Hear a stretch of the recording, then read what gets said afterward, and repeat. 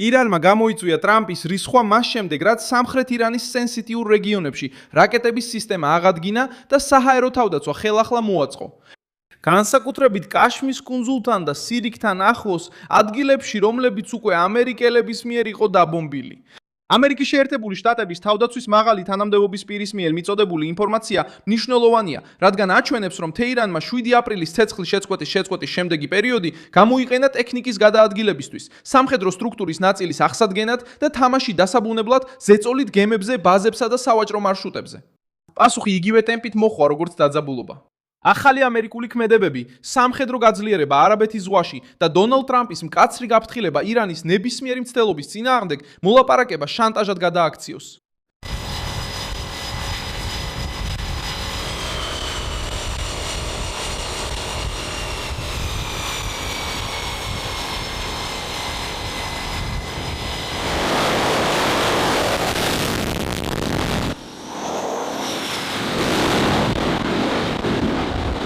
რევოლუციურმა გვარდიამ ასევე გაავრცელა სარაკეტო და დრონების გაშვების კადრები და განაცხადა, რომ მათ შეუტიეს ბაჰრეინში მდებარე ამერიკის შეერთებული შტატების საზღვაო ძალების მეხუთე ფლოტის ბაზას და ალი-სალემის ავიაბაზას.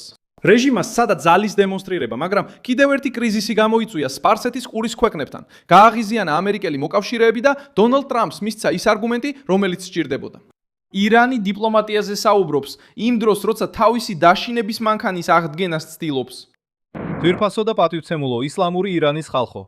თქვენი მამაცი შვილები რევოლუციური გვარდიის საზღვაო და აეროკოსმოსურ ძალებში საერთო სარაკეტო და დრონების ოპერაციის დროს დღეს კვირას ტირისთვის 7 რიცხვში ღამის 2-დან 3 საათამდე მათ ბალისტიკური რაკეტები და დრონები გაუშვეს არმიის 8 მნიშვნელოვან ინფრასტრუქტურაზე. შეერთებული შტატების ობიექტებზე, ალი-სალემის ბაზაზე ქუვეითში და მეხუთე საზღვაო ფლოტზე სალმანის პორტში ბაჰრეინში.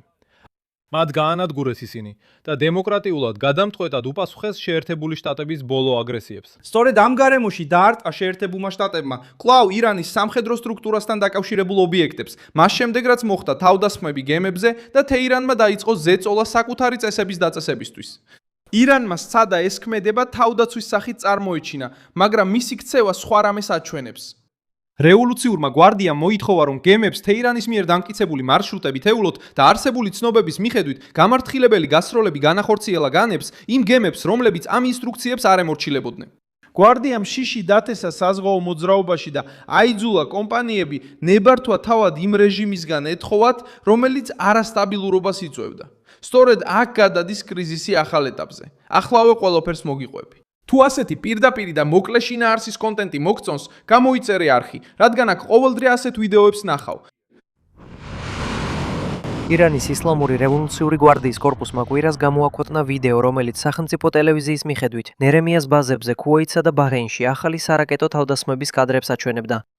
ვაშინგტონმა და თეირანმა შაბათ-კვირას ცეცხლი და ახალი მუქარები გაცვალეს. ეს იყო ყველაზე მნიშვნელოვანი ესკალაცია მას შემდეგ, რაც ორივე მხარემ 14 პუნქტიან მემორანდუმს მოაწერა ხელი, რომლის მიზანიც შეიარაღებული კონფლიქტის დასრულებაა. ბაჰრეინის პოლიციის მიერ გავრცელებულ ფოტოებზე როგორც ჩანს ზიანი, რომელიც ირანი დრონის მიერ დაზიანებულ საცხოვრებელ შენობას მიადგა.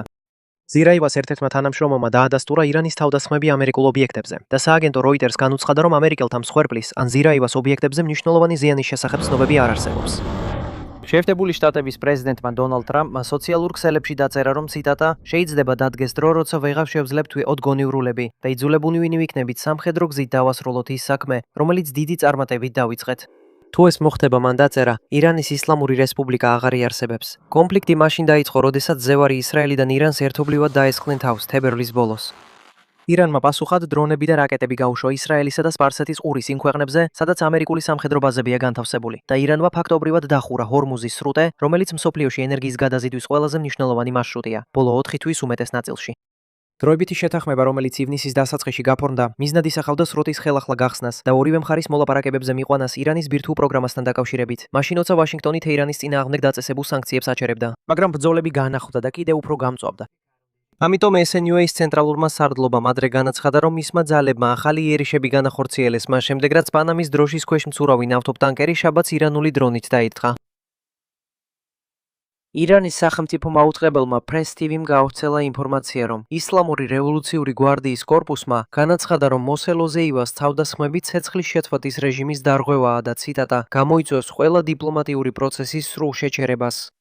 დონალდ ტრამპმა არაერთხელ განაცხადა, რომ ირანი დათანხმდა ან დათანხმდებოდა დათმობებს მის ბირთვულ პროგრამასთან დაკავშირებით, თუმცა თეირანი ასეთ განცხადებებს უარყოფს. თეირანი დაჟინებით ამტკიცებს, რომ მას ექნება როლი ჰორმუზის სრუტეში მოძრაობის მართვაში, რომელიც ტრამპის თქმით ღიად არჩება ნავიგაციისთვის.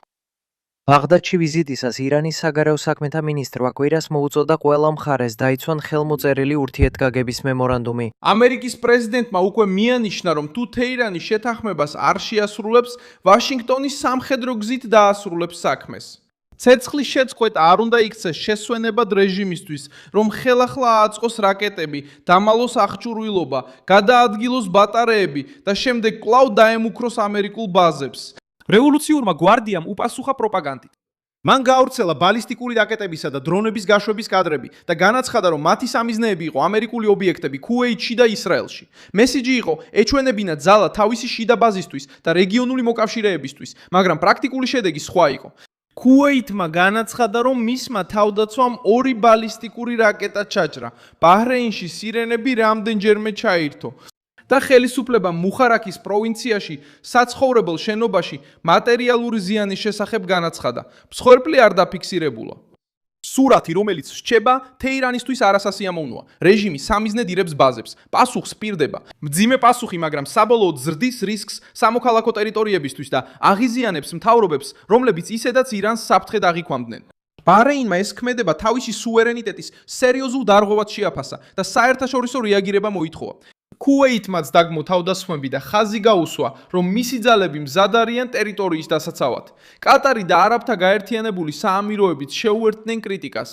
მაშინაც კი, როცა ზოგიერთი მთავრობა ხშირად დიპლომატიურ სიფრთხილეს ამჯობინებს, მათ ეს სროლები უკვე სახიფათო ესკალაციად შეაფასეს.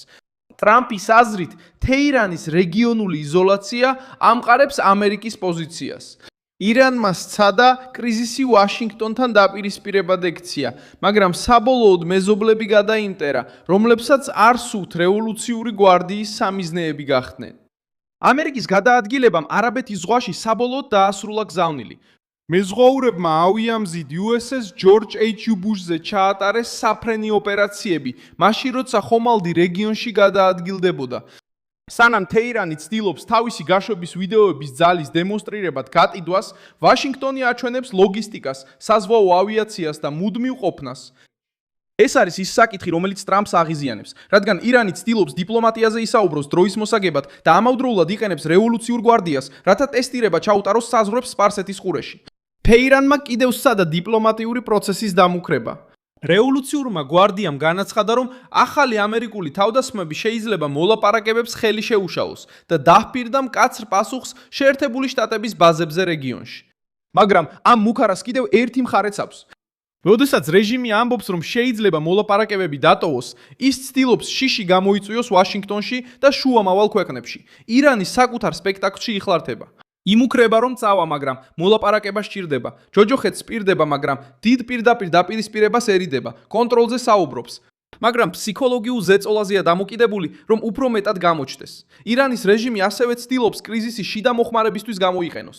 წინა თავდასხმების, სამხედრო დანაკარგებისა და საერთაშორისო ზეწოლის შემდეგ რევოლუციური გვარდია უნდა აჩვენოს, რომ ჯერ კიდევ შეუძლია პასუხისგაცემა. სარაკეტო და დრონების ვიდეოები ამ ნარატივის გასაძლიერებლად გამოიყენება, მაგრამ რეალობა უფრო მძიმეა. ჩვენ გაჭედილები ვარ და არც კი ვიცი მართლა მართავ თუ არა. თუ ეს იწყება, უნდა დასრულდეს კიდეც და ჩვენ არ ვასრულებთ. თუ ეს ნიშნავს ჯარის გაგზავნას, გააკეთეთ რაც საჭიროა, მაგრამ რომ მოვიგოთ და დავასრულოთ ეს. შენ გამოწვევაზე საუბრობ სიდ. არ არის ცოტა გადაჭარბებული იმის თქვა, რომ გაჭედილები ვართ. იმიტომ რომ პრეზიდენტი ტრამპი მოთმინებას იჩენს, როცა ამბობს, რომ დაუშვებს, რომ ეს თავისით განვითარდეს. მაგრამ როგორც ჯოდი დევანსმა ვიცე-პრეზიდენტმა აქ თქვა, ჩვენ უკვე გავიმარჯვეთ, რადგან ეს გადაწყვეტილება მათ ხელში გადავეცით. ყველა მიცის და პრეზიდენტი ტრამპი და ჯოდი დევანსიც კარგად აცნობიერებენ, რომ ისლამური რევოლუციური გვარდიის მეთაური ისმაილ პაჰლავი ართულებს სიტუაციას, როცა გალიბაფი მოლაპარაკებებზე ჯდება. მაგრამ მთავრობისა და პრეზიდენტ ტრამპის აზრით, ჩვენ შეგვიძლია გავაგრძელოთ იმდენ ხანს, რამდენიც გვინდა. და საბოლოო ჯამში ამ ყველაფრის ერთხელ და სამუდამოდ დასრულებაც განიხილება. ასე გაგზელება აღარ შეიძლება. ბენზინი ძალიან ძვირია და შუალედური არჩევნები ახლოვდება. ნახე, მოდი ამაზეც გულწრფელად ვისაუბროთ. მე სპორტის კაცი ვარ, გრიფ. მე დოიუს გუნდის წევრი ვიყავი. ასეა უკვე მრავალი წელია. თამაში მე-6 ინინგზე ამთავრდება, ჯერ არაფერი მოგვიგია. ბოდიში ბატონო პრეზიდენტო, რომ ამ ამბავს გეუბნებით, მაგრამ ჯერ არაფერი მოგვიგია. ამას დასასრული არ ქონია. ჩვენ თითქმის ზუსტად იმავე ადგილზე ვართ, სადაც რამდენიმე თვის წინ ვიყავით. ისინი ისევ ვიტევენ, ჩვენ ისევ ვუტევთ მათ. ისრაელი ისევ ნერვიულობს და გულწრფელად რომ თქვათ, ამერიკელი ამომრჩევლებიც ისევ ნერვიულობენ. მაშ, როგორ შეგიძლია გამოაცხადო გამარჯვება, როცა თამაში დასრულებამდე შორსაა? ლიბანთან კავშირიც ასევე გათვალისწინებულია. ისრაელმა განაახლა მოქმედებები ჰეზბოლას სტრუქტურების წინააღმდეგ ლიბანის სამხრეთში. მაშინ როცა შეერთებული შტატები აძლიერებს მხარდაჭერას ირანთან დაკავშირებული ჯგუფების შეკავების მცდელობაში. რეგიონალური გზავნილი ნათელია. ვაშინგტონი და მისი მოკავშირეები არ სურთ მხოლოდ ერთჯერად თავდასხმასთან გამკლავება, არამედ თეირანის მიერ მართული ზეწოლის ქსელი ირანის სპარსეთის ყურეში, ჰეზბოლა ლიბანში და სხვა ფრონტებზე მოქმედი დაჯგუფებები ერთსა და იმავე პრობლემას წარმოადგენენ. თეთრი სახლი იცის, რომ თუ მხოლოდ ერთ წერტილზე უპასუხებს, რეჟიმი ცდილობს სხვა მიმართულება გახსნას. დონალდ ტრამპი პოლიტიკურად სარგებლობს ამ ინტერპრეტაციით, რადგან ირანს პროვოკატორის როლში აყენებს. თეთრი სახლის ნარატივი ამერიკელი საზოგადოებისთვის მარტივია. არსებობდა დროებითი შეთანხმება. ირანმა აღადგინა სისტემები, ზეწოლა მოახდინა გემებზე, თავს დაესხა ბაზებს პარტნიორ ქვეყნებში და კიდევ მოლაპარაკებების შეწყვეტით დაიმუქრა. ამით პრეზიდენტს ეძლევა შესაძლებლობა დაიცვას ძალის გამოყენება ისე, რომ არ გამოჩნდეს თითქოს ომს იმპულსურად ეძებს. ის შეუძლია თქვას, რომ რეაგირებს რეჟიმზე, რომელმაც ხელი მოაწერა ზავს და შემდეგ ეტაპობრივად სცადა მისი დარღვევა. ამერიკული პასუხი ასევე მიზნად ისახავს სპარსეთის ყურის ქვეყნების ნდობას. ბაჰრეინი და ქუეითი მას ფიზლობენ შეერთებული შტატების სტრატეგიულ ობიექტებს და არ უნდა შექმნან მიტოვებულობის განცდა. ირანი აგრძელებს ნერვების ომზე ფსონის დადებას. ის უშვებს, ემუქრება, უარყოფს, ადანაშაულებს შეერთებულ შტატებს, საუბრობს თავდაცვაზე და დავდაცვაზე და ცდილობს წინააღმდეგობის გაყიდვას. მაგრამ თითოეული ნაბიჯი ზრდის პოლიტიკური ალყის სიმკაცრეს რეჟიმის გარშემო. ეს არის რისკი, რომელიც თეირანმა თავისთვის შექმნა. ჰორმუზის მახლობლად რაკეტების აღდგენა შეიძლება ძალის დემონსტრაციად ჩანდა, მაგრამ ეს დონალდ ტრამპის რისხვა გამოიწვია. მან რევოლუციური გვარდია უფრო მკაცრ კონტროლზე გადაიყვანა და სპარსეთის ყურის ქვეყნები გააფრთხილა რეჟიმის წინააღმდეგ, რომელიც ერთხელში მოლაპარაკებას ცდილობს. მიუხედავად ამისა, ჰორმუზის მთავრობა, ჰორმუზი დიდი მადლობა, რომ ეს ვიდეო ბოლომდე ნახეთ. მხარი დაუჭირეთ ჩვენს პროექტს და ფინანსურად დაგვეხმარეთ იმ პიქსის გასაღების საშუალებით, რომელიც თქვენს ეკრანზე ჩანს. ჩვენ ვართ დამოუკიდებელი არხი, რომელიც მიზნად ისახავს თქვენთვის სიმართლის მიწოდებას. თქვენი მხარდაჭერა გვეხმარება საქმიანობის გაგრძელებაში.